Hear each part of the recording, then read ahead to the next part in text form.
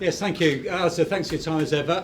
I guess just to start off with Kevin Pietersen's fitness, is there any updates and how do you rate his chances of playing tomorrow? Yeah, pretty good. He has gone through training the last 2 days and done everything we've asked of him. Yeah, clearly we have to make that decision tomorrow morning, in case he pulls up different to that. But we will see, and we're pretty hopeful. Yeah, it looked like business as usual for him, and he went through separate sprint work. He looks to be okay. I mean, are you fairly optimistic that he will be okay? Yeah. Obviously, as I said, we don't know quite how he pulls up from today's training, but he's worked incredibly hard with the medical team over this last week to get himself right. So fingers crossed he has. Obviously, you're in a good comfort zone now as far as the series is concerned. How do you describe the approach and the mindset as you obviously look to wrap things up here at Old Trafford?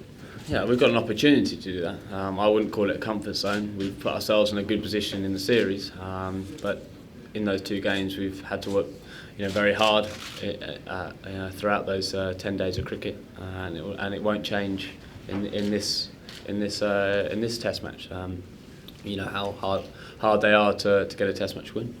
We've put ourselves in a good position, but that counts for nothing going into tomorrow's play.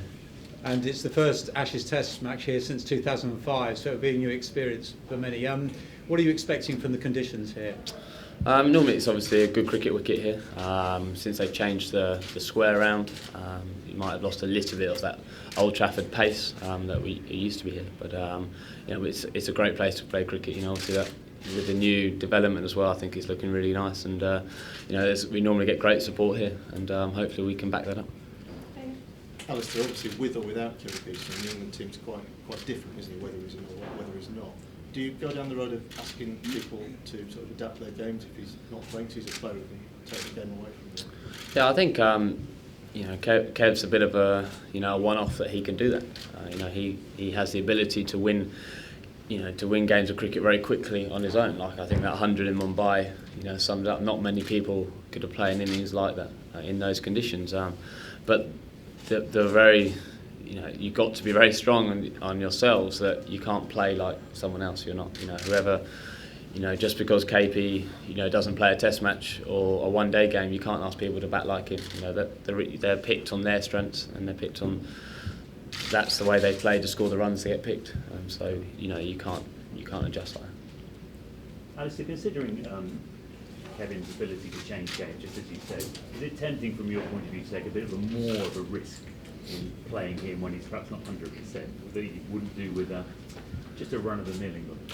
No, I think we'll bag everyone exactly the same. We can't. It's a tough game to go in if you're not 100% fit, and it doesn't matter who you are. You have to be there or thereabouts, because if it flares up, you leave the team in a disadvantage.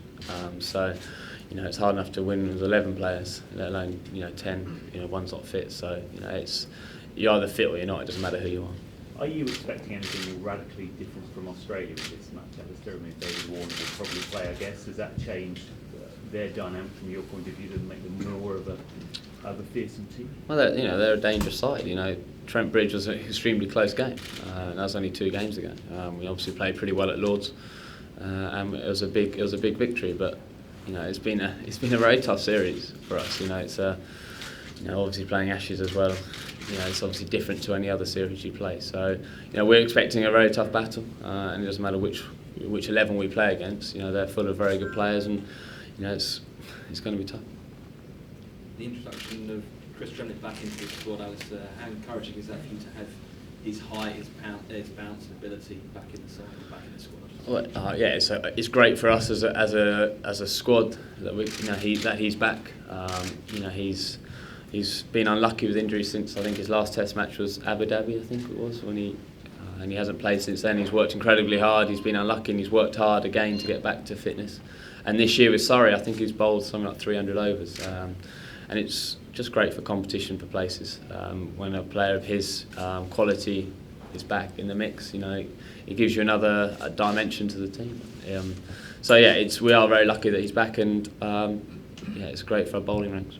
As captain, obviously in the first Ashes series, have you absorbed the first couple of tests, and was the break come at a good time, I guess, to regather your thoughts? Yeah, it is. It is different, and no matter how many times people tell you that before the series, until you experience yourself, every session it seems like it's more important. That you have to win this session. I don't know whether it's just because it's against Australia and it's the Ashes that you feel like that, but you talk to a few captains before, and they just look in. There's a knowing look in your eye. But I think you had to be through that, go through that experience, and come out the other end, and I think you're better for it.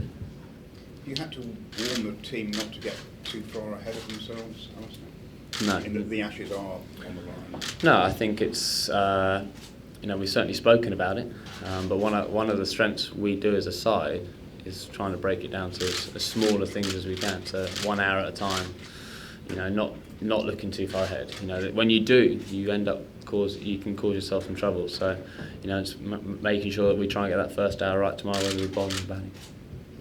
Alistair, the last Ashes test here turned out to be a very famous one. Can you remember what you were up to?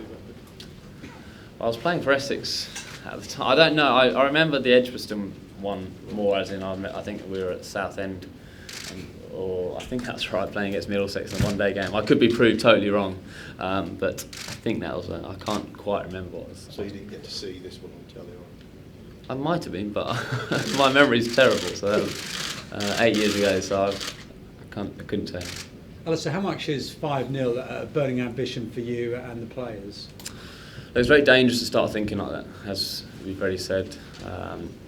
In previous things, we are a very good side when we take games one step at a time, and that's the only thing we can concentrate on is this Old Trafford Test match, not what's gone before and not what's going to come. It's all about getting ourselves right and ready for the battle ahead, and that's the only thing that's important. Alistair, are you aware of the pressure that you're loading onto Michael Clark's captaincy, and is it a case of sort of rather him than me? Rather him than me? Well, certainly it's better being 2-0 up than 2-0 down. Look, to be honest, I don't know about that. To be honest, I just I worry about what I do and I worry about how our team operates.